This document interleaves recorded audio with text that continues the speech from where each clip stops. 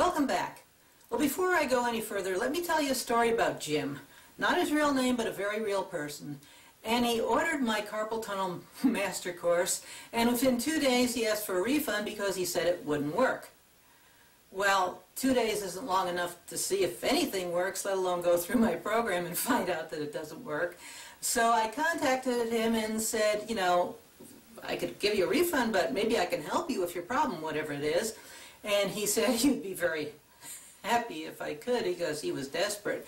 But he had already tried every single massage technique and stretch technique that there was, and he even had a doctor give cortisone shots in both wrists, and nothing had helped.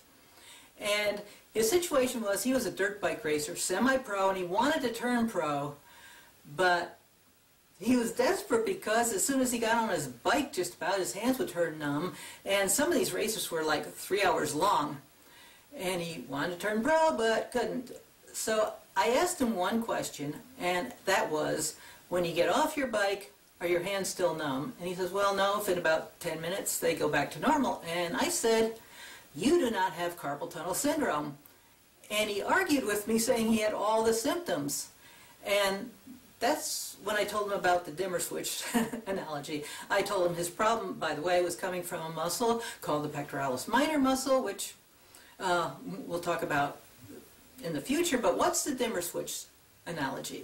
Well, you all probably know what a dimmer switch is. You know, if you turn the switch one way, the light gets brighter. If you turn it the other way, the light gets dim. And what it's doing is restricting the amount of electricity that goes through the wire. Now let's say you had an electric outlet over here and a lamp over there, and in between were 5 dimmer switches. Now if the lamp was dim, you could not tell by looking at the lamp which dimmer switch was dimmed, or whether there was a combination of them a little bit dimmed. You couldn't tell by looking at it, and the lamp couldn't tell. The only way you could tell would be by looking at each individual dimmer switch. And we've got the same thing in our body, almost. Our nerves are analogous to electrical wires. And if there's pinching along that nerve pathway anywhere, you get numbness or tingling or pain. The nerves that go into your fingers originate from the lower 3 vertebrae of your neck. They go down underneath your collarbone in the front of your neck, underneath your armpit, and down your arm and into your fingers. And if there's pinching anywhere along the nerve pathway, you're going to feel numbness there, or tingling or pain. Just like the lamp, your brain does not know what's causing the tingling in your fingers. If you try to rub your fingers, it's not going to help, because there could be pinching in the carpal tunnel, could be up here in the forearm, could be up here, you know. And I show you where to find it easily and what to do about it. So what is carpal tunnel syndrome? Well, first of all, the carpal tunnel is a ditch in your wrist made up of wrist bones, and across the front of that ditch is a hard strap called the transverse carpal tunnel ligament. And through that tunnel that's created are 9 tendons and the median nerve. And when the median nerve is pinched, you'll feel numbness in the front of the thumb, first finger, second finger, and half of the ring finger. And as I mentioned with the dimmer switch analogy, there are other things that mimic carpal tunnel syndrome or are similar to carpal tunnel syndrome, and also there's things that aren't carpal tunnel-like at all, because if the little finger and the half of the ring finger are numb, and this part of the hand is numb, that's not carpal tunnel syndrome at all, but it is a problem. And any of those things I just mentioned, most other programs don't address at all. They only focus on the carpal tunnel, and that's often what a lot of doctors only focus on. So who am I? My name is Hilma Volk. I was a massage therapist for over 23 years, and I retired in the beginning of 2015, and this program has been on the internet since the beginning of 2010. And I was 40 years old when I started massage school in 1990, and the first day of class the instructor announced that carpal tunnel syndrome was a hazard for massage therapists. And I'm kind of from the sticks, so I didn't even know what carpal tunnel syndrome was. There was a gal in the class who explained it to me later, and she had had surgery in both wrists, and I was wondering why on earth you would want to become a massage therapist if you had surgery in both wrists. But actually, as you well know, carpal tunnel syndrome is a hazard for all kinds of professions. Musicians, hairdressers, meat packers, industrial laborers, grocery baggers, and on and on and on and on and on, landscapers, whatever.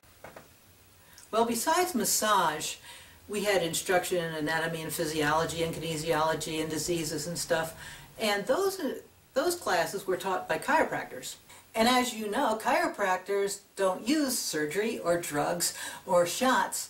And in our disease class, we had a long discussion about carpal tunnel syndrome and how a lot of the things that doctors do are counterintuitive. And my instructor, who was a chiropractor, said that he could cure carpal tunnel syndrome without going into a lot of detail, but he used the C word, so that put the seed in my brain that there was a cure for carpal tunnel syndrome that was not part of the drugs, shots, surgery. Well, a few years later, I was working at a very large resort, and at first the shifts were 10 hours long, and my hands started getting numb. And even though I thought I knew a lot about carpal tunnel syndrome, it turned out I didn't know diddly. And the stretches that I learned in massage school weren't working, and so I was getting every book I could get my hands on, looked in the library, was buying books off Amazon, looking at magazine articles, looking through the internet, and I found a lot of information on, you know, how much it costs and lost productivity, and, you know, who gets it and how they get it and all that type of stuff. A lot of how to set up your computer ergonomically, but very little on what to do about it. You know, they had some stretches, and the most helpful thing I found was icing. And so when I had a break between massages, or not between massages, but if I didn't have a massage sometime, I would, you know, ice my forearm and ice my wrist. And then when I got home, I'd dip my hand and forearm in a bucket of ice water, and I'd alternate that between hot water and cold and hot and cold. And I'm saying, gosh, there's got to be a better way. So finally on the internet I saw an article from a most unusual source. It was from actually someone on a rowing team, you know, those competitive rowing teams, those long skinny boats, stroke, stroke, stroke. Well, anyway, from doing that so much, they were getting numb hands. And they found out that if they worked these tendons above the wrist, that it really helped. And so I tried it and it helped too. The trouble was using my thumb, and my poor thumbs, being a massage therapist, were already overworked, and also that did not address the rest of the forearm, which I knew moved the fingers. So I worked out a way to work on my hands, wrists, and forearms that didn't require me to use my hands, because they were already overworked. And so I did that, and the technique worked out really, really, really well, except there was this thing we did in the resort called reflexology, and as you probably know, reflexology is a type of massage thing that you do on people's feet. And there, I'm sitting on a low stool and I'm working on people's feet, and almost as soon as I worked on their feet, all my fingers would get numb. And when I stopped, they weren't numb anymore. And I'd work on my forearm more with that technique, and that made my forearms really happy, but it didn't solve the problem when I worked on people's feet. And I hated working on people's feet for that reason. And then I took a continuing education course, and one of the things that the instructor was showing was how to work on someone else's pectoralis minor muscle. And you could have hundreds of massages and probably nobody has worked on your pectoralis minor muscle. If they did, you'd know it. But he casually mentioned that the pectoralis minor muscle could produce a false carpal tunnel syndrome. Aha! So I worked out a system to work on the pectoralis minor muscle myself, and almost immediately I never had that problem again. But the really interesting thing is I looked back through my textbooks and my muscle books and everything else, and nowhere did it mention that the pectoralis minor could do that. The books tell where they attach and what their function is, but not the mischief they can cause, and they can cause other mischief as well. Well, later on I had another instructor, not for carpal tunnel, but he happened to be a physical therapist from a hand clinic in town. And this hand therapy clinic had no doctors and no surgeons. There were 2 physical therapists and a massage therapist. And their motto was they treat the cause and not the symptoms. Whereas carpal tunnel syndrome is a symptom of other things. And their success rate is very, very, very good without the invasiveness of some of these other things that can really not always work. If you have carpal tunnel syndrome, and it's true carpal tunnel syndrome, and there's not enough room in your carpal tunnel, there's 2 reasons. One is because of repetitive use, and some people say, well, repetitive use doesn't do it, but it depends on what kind of repetitive use.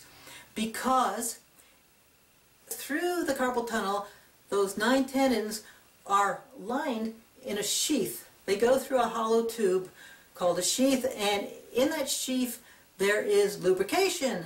And that lubrication is not like motor oil.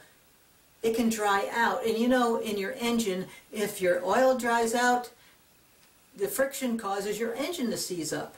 Well, if there's not enough lubrication in here, well, things happen, like pieces of your tendon will slough off, pieces of your sheath might slough off, because back and forth, back and forth, back and forth, when there's not enough lubrication in there, can cause that.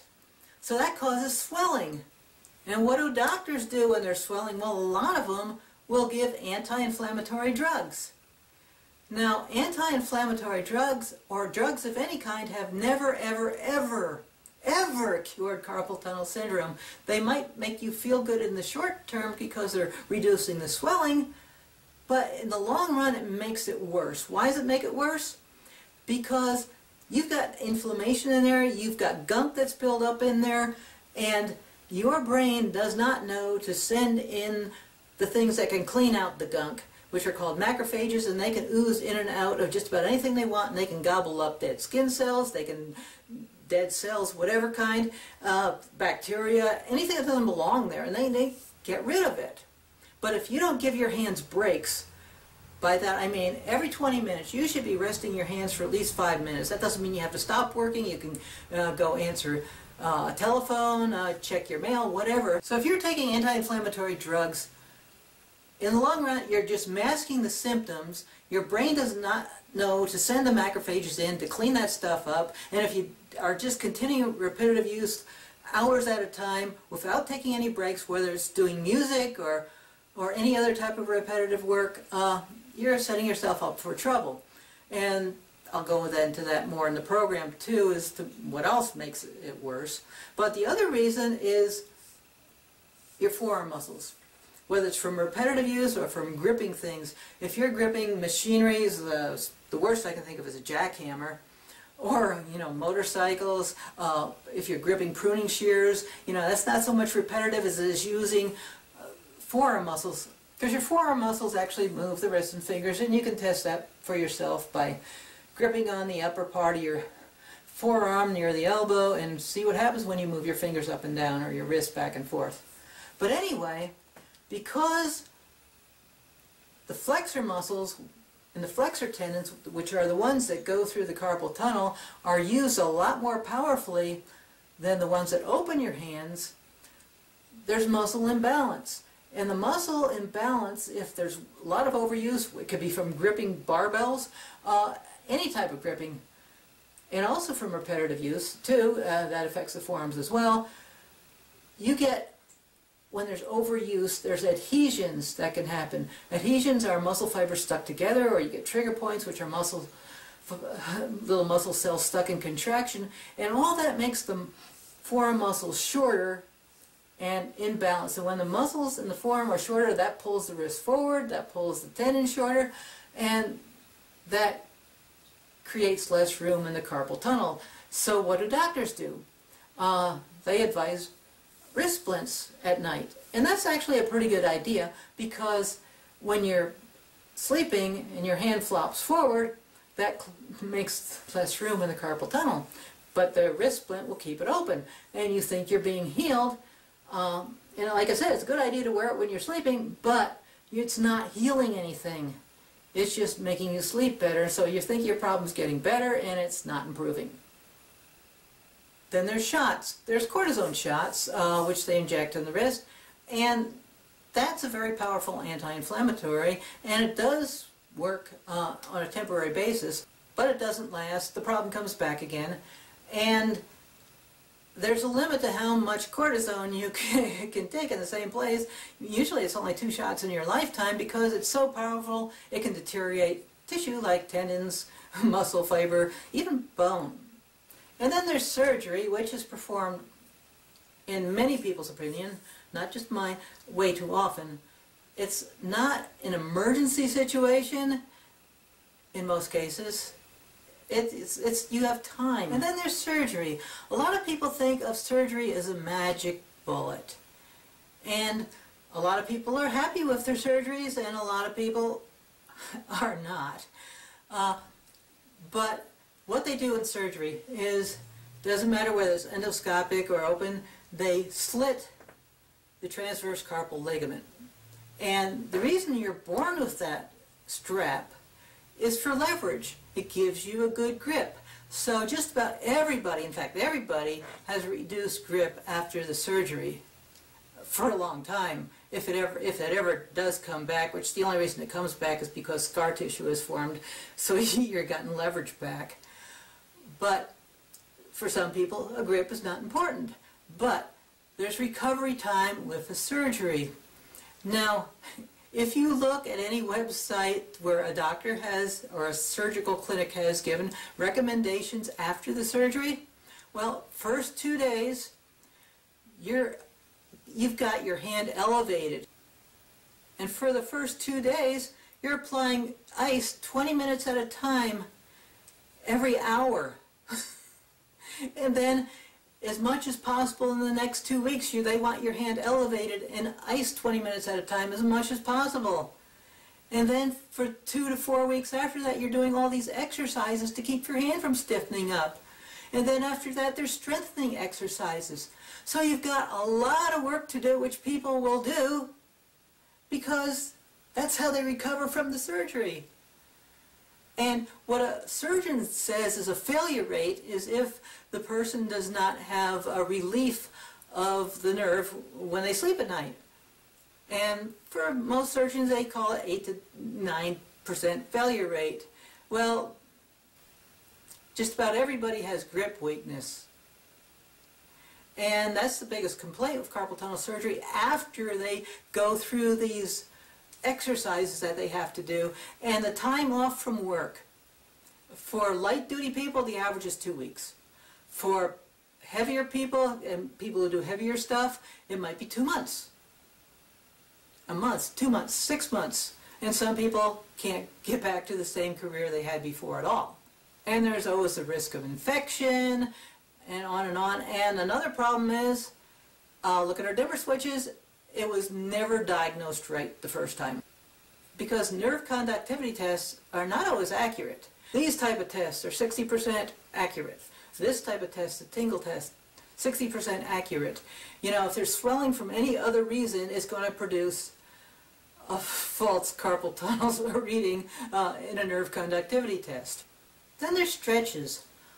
A lot of people don't have good luck with stretches, and there's stretches, you can find all kinds of stretches for carpal tunnel syndrome.